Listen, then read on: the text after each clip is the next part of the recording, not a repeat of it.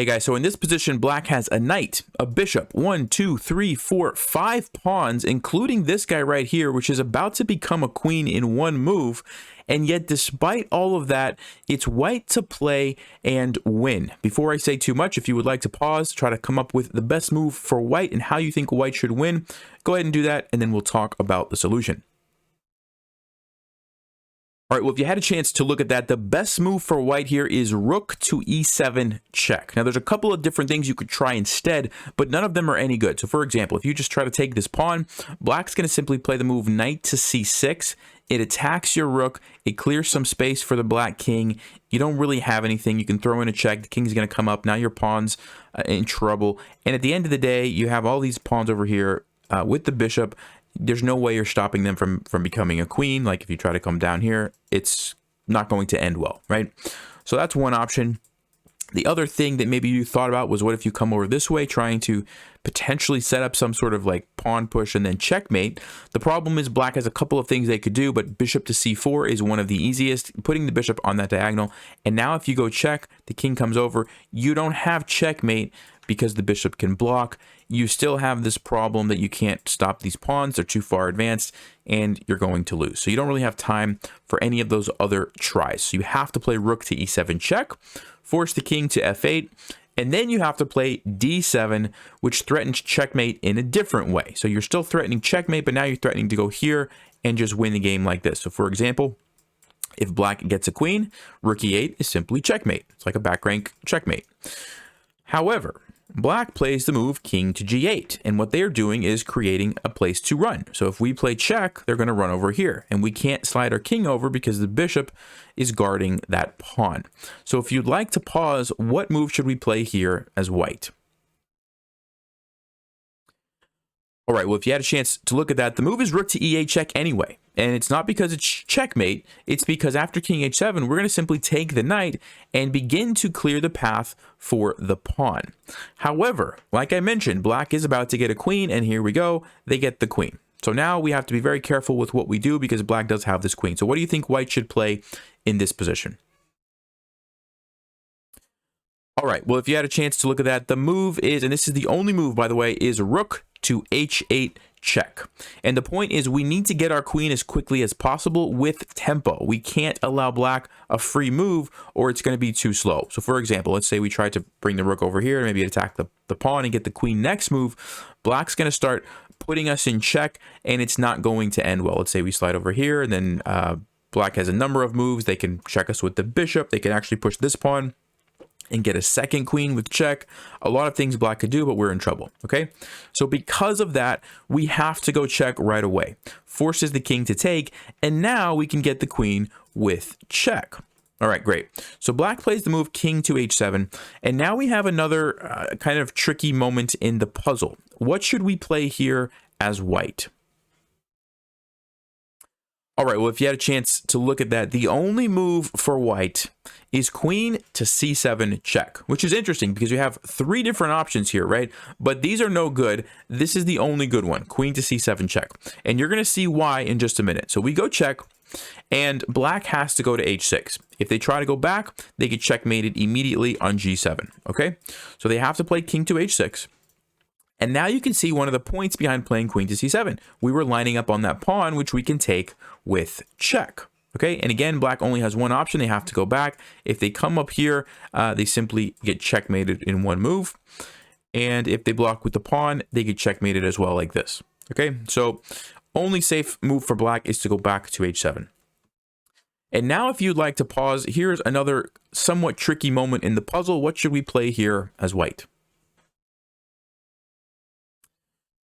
All right, well, if you had a chance to look at that, the move is queen to h2 check.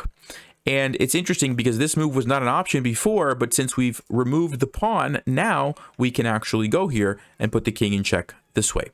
Now, there's a couple of options here for black. Number one is to run to g8, or number two would be to block with the queen. The problem with blocking with the queen is that now we go queen to c7 check, and it's checkmate the next move. If they come up here, this is checkmate because the queen's in the way. See how the queen is blocking the king. So that doesn't work for black. So the best move is for them to go to g8. And now if you'd like to pause, what do you think we should play here? All right, well, if you had a chance to look at that, the move is queen to b8 check. And it's interesting because the king has to go back to h7, and now we can take this pawn with check as well. So notice how we're slowly but surely starting to capture black's pieces. So now we take the pawn over here. Again, the king cannot go back or they get checkmated immediately, so they have to go to h6. And this one is pretty obvious. Now we can take the e3 pawn also with check. And remember, we couldn't have done this earlier because there was a pawn on f4 defending it, right? So we had to slowly kind of pick our way through, take this pawn, come back here and take this pawn, then take this pawn. And it's all with check, not giving black the option to really have any counterplay. Again, black has to go back to h7. They can't come up or they get checkmated. So they go back to h7. And now the pawns are kind of gone. What do we do next? All right, well, if you looked at that, the move is queen to h3 check. And now the point is basically we've repositioned our queen to a different diagonal. Okay, so before it was on the dark squares, right? We were kind of capturing all these things along the dark squares like this. And now we're transitioning to the light squares. And this is something that you'll see a lot in queen endings towards the end of the game, where sometimes they're key diagonals. Sometimes it's a dark squared diagonal, sometimes it's a light square diagonal, or sometimes it's a particular file or rank. And the queens are very good at repositioning themselves, especially when you have the opponent's king that you can kind of constantly put in check. So that's what white is doing here, transitioning over to the white squares. And you're going to kind of see as we go through why that's important. So queen to h3 check. And the king, again, has to go back. If you try to block with the queen, you have the same problem. The queen comes over to d7, and you're getting checkmated the next move. So because of that, the king has to run back to g8. And now we play the move queen to c8 check, forcing the king back to h7. And the point, if you're wondering, is that we wanted the king to be on h7 so that we can go to the 7th rank with check. Right? So if we go back a few moves, we couldn't do that here unless we went to this square, but we weren't on the white squares. And so we wanted to reposition to be able to go give a check on the 7th rank on the white squares. Okay, and so that's what we can do here with queen to d7 check. And again, black has to go to h6. Same problem if they go back to get checkmated. So they go to h6. And now if you'd like to pause again, what's the move that white should play now? All right, well, if you looked at that, the move is queen to h3 check. And some of you might be thinking, wait a second, Nelson, didn't we just come from h3? Like, we're just going back to where we were? Actually, no. And let me show you, if I back up a second. When we went to h3 here, look where black's king is. It's on h7, not h6. But after we do this little maneuver, check, check, check, look at it. Now it's on h6. And why is that different? Well, it's different because our king is totally trapping black's king now.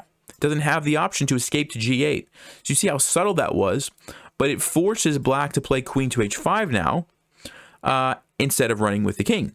And that's good for us because we have another follow-up move here. There's only one winning move for white. If you'd like to pause, what is it? All right, well, if you had a chance to look at that, the move is queen to e3 check. And we kind of did what we needed to do along the white squares. We got black's king to move up. We got them to block with the queen. And now we're transitioning over to a dark square. And so you can see exactly what I was talking about, this back and forth, transitioning your queen around in a very, peculiar way to accomplish something specific. And now black has a big problem. Okay, and the big problem for black is that they don't want to go back, because if they go back, we have this idea of queen to e7, and then it's checkmate, right? They come here, it's checkmate. We've seen this before. And if they also, come here, same thing, checkmate. So if they don't want to move the king, what else can they do? Well, the only move left is g5, right? They have to push the pawn. And now we take the bishop. And so from earlier, black had all those pawns, had the bishop, and we've slowly but surely, we took this pawn, then we danced around and we took this pawn, and then we took this pawn, and then we eventually took the bishop, right? And we end up in this interesting position where black's queen has no checks on our king that are any good. Yes, you could go here, but we just take it. Yes, you could go here, but we just take it. Yes, you could go here, but we just take it. So black only has one move that they can play here, queen to e8, trying to give the queen some room. And now we have a nice way to finish off the game. What should we play here? All right, well, if you had a chance to look at that, the move is back to h3 with check. the queen has to block, only move, and then we come into f5, and it's kind of like a Zugzwang where black has no good moves. Black needs to defend the checkmate on g6. You can't move the king. There's no legal moves with the king. The only place you could move the queen to would be to e8, because if you move anywhere over here, you simply get checkmated on g6. If you move to e8, then we just simply take here and go checkmate like this. And so the only other thing black could do would be to push this pawn, but we simply play queen to f4 check, and it's the same idea that we've seen before. Once the king goes back, we jump to that 7th rank, and black is getting checkmated like this, or like this on the back rank. So really nice position. I think it's pretty fascinating how, if you go back to this original position, I mean, look at this.